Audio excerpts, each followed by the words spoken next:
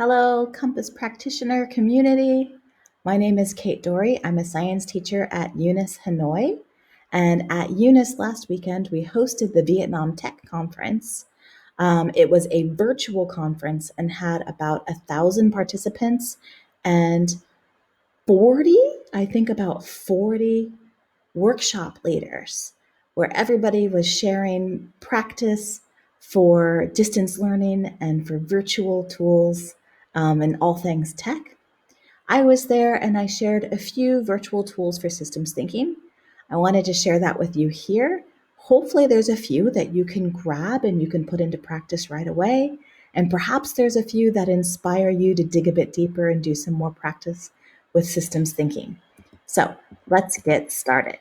We started off ours by asking everyone to map coffee. So if you were in the level 1 training, you're probably familiar with this because you probably did it as draw toast or draw tortillas or something like that.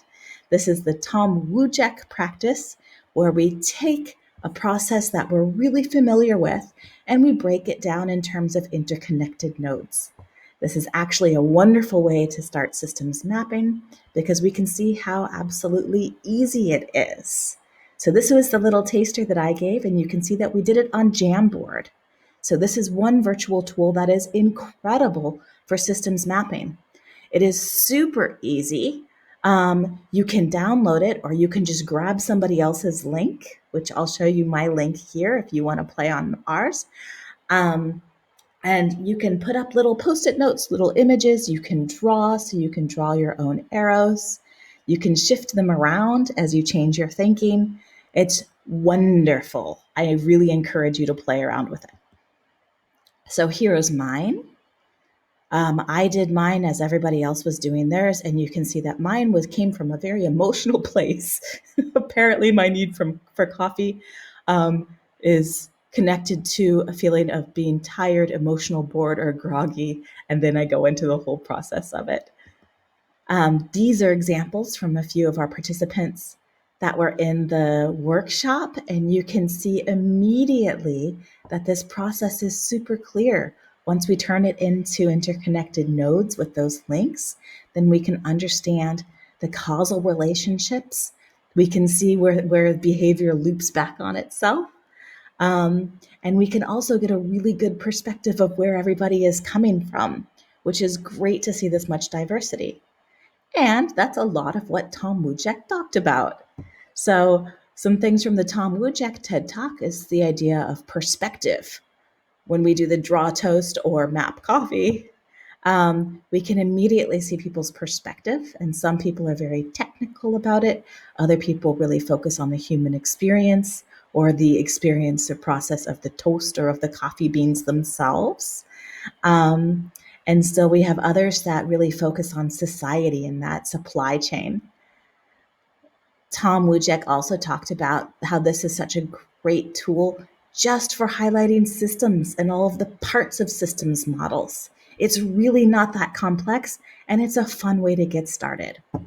And that last piece is the idea of insight, the number of nodes that we need to really reach clarity. And he established that sweet spot, which actually most people from the workshop already hit. After we played around with systems a bit and realized that, hey, we are systems mappers, we want to define what a system is. And what better way to define systems than go to Donella Meadows herself? There's a Donella Meadows quote here, and I think what's so beautiful about this is it really, really highlights that systems are all around us. They build the world and the universe, and the teeny and the huge and the vast, and it's just a part of nature. Then we went into, after we figured out what a system is, well, if we're going to be using tools for systems thinking, we should probably know what systems thinking actually is. So here's a visual that I pulled from Layla A. She has beautiful resources and beautiful visuals. I put the link right down there so you can grab it and you can see it. And I changed her word a little bit where she said tools of a systems thinker, where I said habits, because I really, really wanted people to understand that they're habits of the mind. That idea of shifting from disconnection to interconnection, the idea of silos to emergence, circularity, wholeness, relationships, and synthesis, which then brings us beautifully to some of these resources from the Waters Center, which some of you may know them as the Waters Foundation. They recently changed their name, but we do know that these incredible Habits of the Systems Thinker cards, they are beautiful, and they've actually been re-illustrated, and we can get their virtual version, or we can pay for the card version as well. And these are especially wonderful because we can look at them and really consider, are there any that we don't want our students to be practicing? And I think the immediate answer is no, we want it all. We want all of those habits. So then there's some great resources with the Water Center just on training and on tools for each of the habits of a systems thinker, which is a really, really robust resource to be able to use. So then we talked about once we understand what systems are and what systems thinking is, then we can surface out some things that we as systems thinker intuitively understand. One of those, of course, is that everything is interconnected. And because it's all interconnected, then we have an immediate suspension of assigning blame, which puts us in a wonderful place to start really analyzing and look at connections.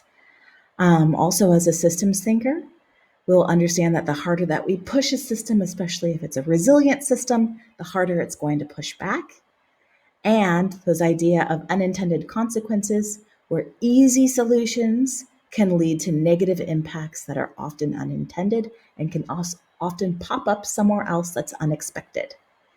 Which then brings us to the idea that cause and effect in systems are really not that closely related in time and space. The easy way out often leads to the way back in, which is why a lot of these big issues or big questions are called wicked problems or wicked questions. So then we started looking at systems maps. So we tried out some systems mapping. We used a pretty good online tool that's simple and pretty valuable, but what are the different kinds of maps? So what are we actually going to be visualizing? So one of them is a framing tool, which the Sustainability Compass is a wonderful example of.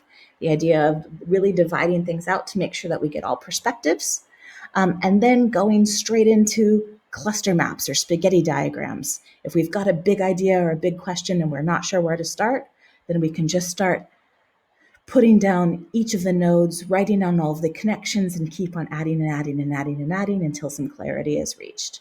These are the ones that get really big before they get small. Or if we get really nerdy and technical, we can start looking at causal loop diagrams. Or if we really understand our nodes, we understand their values, then we really just want to dig into the relationships between them, then we can look at webbing or connected circles. So we went in first to an example of a cluster map, and this Eric Berlow TED Talk, which some of you might be familiar with because we have in the level 1 training, is a wonderful example where he looked at a huge issue and mapped it all out with what he called his spaghetti diagram to come to a few places where we could intervene in the system. And then there's some points here about what is a cluster map and some things to make sure to remember if we're going to create a cluster map. One is this is great for a big topic or a big question that we're not really sure where we want to go with it. We're not really sure what we know or what we need to find out. That making it collaborative is extremely important because we want that diversity in perspectives, and that it's going to get big, really big and really complex and really messy before we're able to start pulling out some of those non-obvious relationships or the key areas of interconnection, insights, or even places to intervene within the system. So this is one where we really need to remember to embrace that complexity. And as Eric Berlow says, complexity is a beautiful thing, but it is not the same as complicated. The next we move on to circle maps or webs. And this is again a wonderful example of using the Sustainability Compass and mapping out the SDGs. We know what the SDGs are. We can define them pretty well, but we want to know the relationships between them. So we would want to use a web or a circle map. And here's a visual that we use often. It is lovely, and it really shows out first a framing tool. So how we can understand something, frame it within a few different points, make sure that we've covered some different perspectives. And then from there, then we start looking at the relationships, and we have our web. And with the SDGs, then we have number 17, partnership for the goals, right in the middle.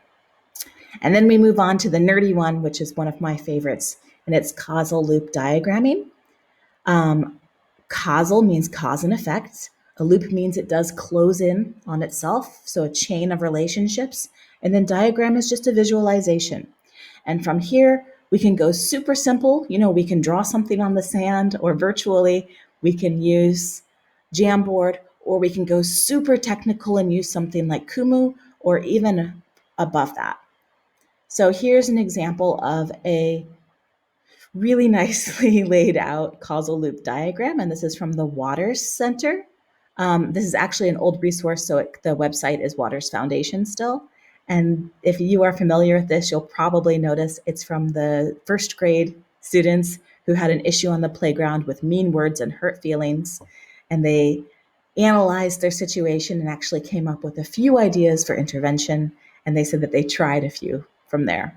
The idea that causal loop diagrams have 4 pieces to them: links and nodes, which we already know, but then we also have some signs to show how the nodes are interconnected with that same and opposite, and then the sign for the whole loop. So is this balancing or is this reinforcing? If it's reinforcing, then we're going to have an increased behavior going up, up, up, down, down, down in one direction until we've reached the limits to growth, or we've gone past that dynamic equilibrium, and we could possibly collapse the system.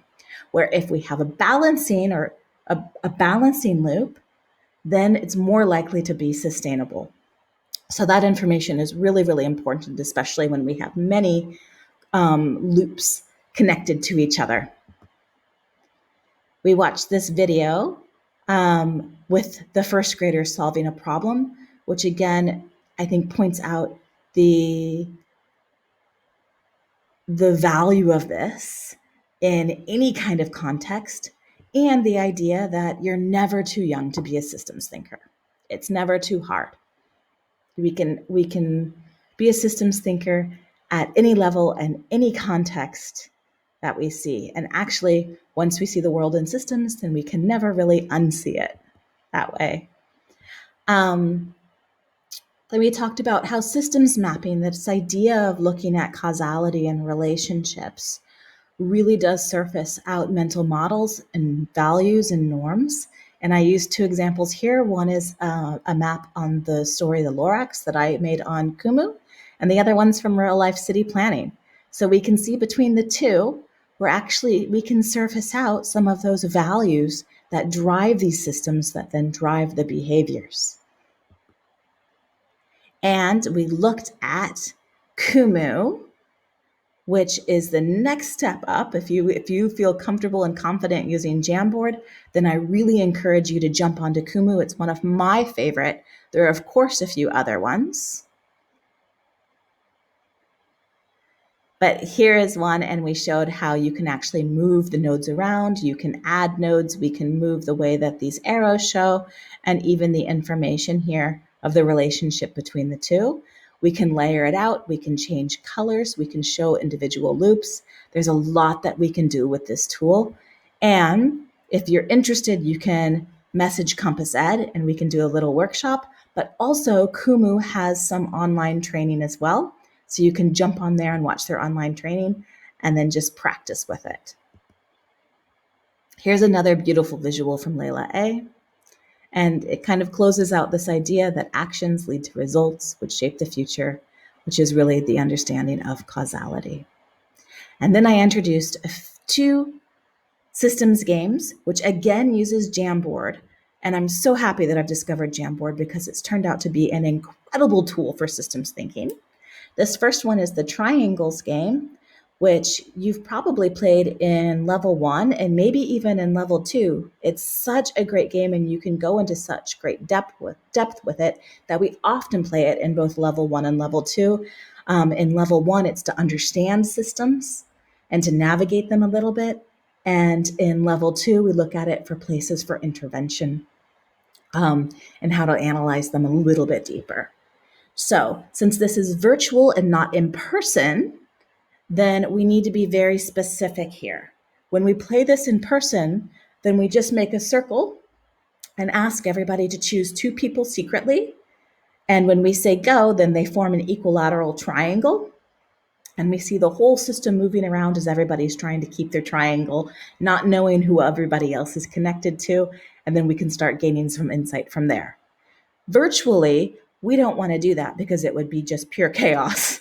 So we found this wonderful TED Talk. We use it in class a lot, and it's the story of dead stuff.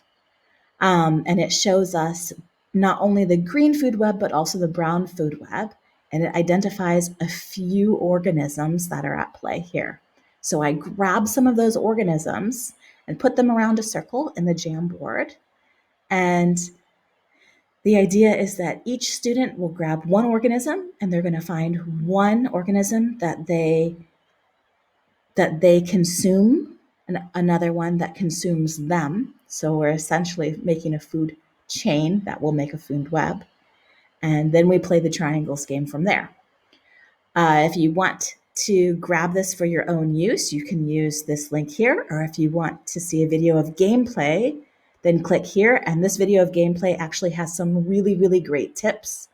For example, things like when you're using Jamboard, it doesn't animate movements until you've lifted your hand off the trackpad or off the mouse. So we had to get into a rhythm of move, lift, move, lift, move, lift to be able to visualize it. And also, once you click on something, we can see your little head. So that makes it good for picking which organism you want to have, calling out yours, and even shifting some around, making some decisions if you don't have people to take each one of them. We can throw some out. We also played a whole bunch of different ways looking for causal relationships through time. So we were looking at delays, we were looking at leverage points, we even went into degrees of separation. So you can see some things that we played with. And I bet that you could even dig deeper if you do share it with me, because I'd be happy to throw this back to some of the kids that we did the trial and development with. The other game is all about feedback loops. So just how we talked about reinforcing and balancing feedback loops.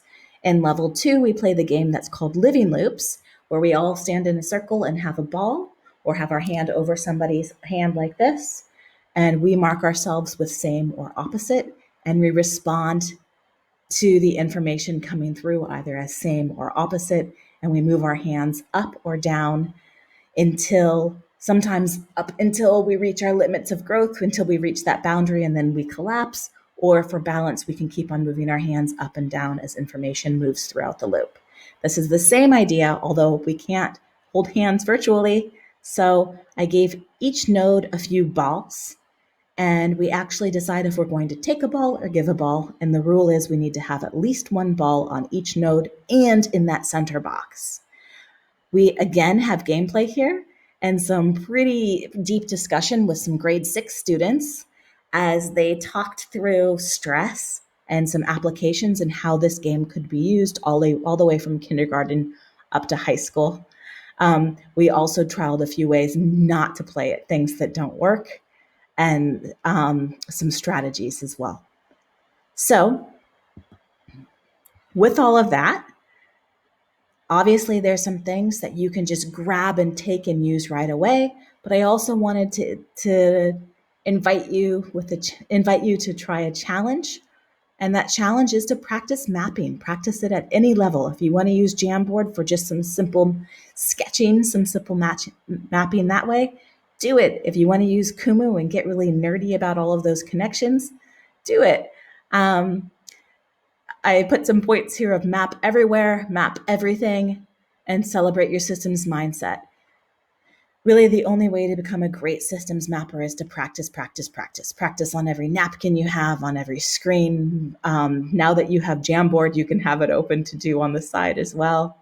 And I gave you a whole bunch of really interesting videos here that you can watch and practice on your own. So if you're at home and you're just wanting to see something interesting and practice mapping, there's heaps. I also wanted to leave you with a whole bunch of systems thinking resources. Of course, Compass Education is right up there. The Water Center, Kumu, SDG Academy, Ellen MacArthur Foundation, Disrupt Design, Systems Thinker, and Systems Thinking Design Pack are all wonderful tools that are either already have virtual tools and virtual trainings, or they are very easy to turn into something virtual. So that's it. I hope you enjoy. And let us know if you have any questions or you have come up with some great practices that you want to share or just any insight. Thank you very much. See you guys.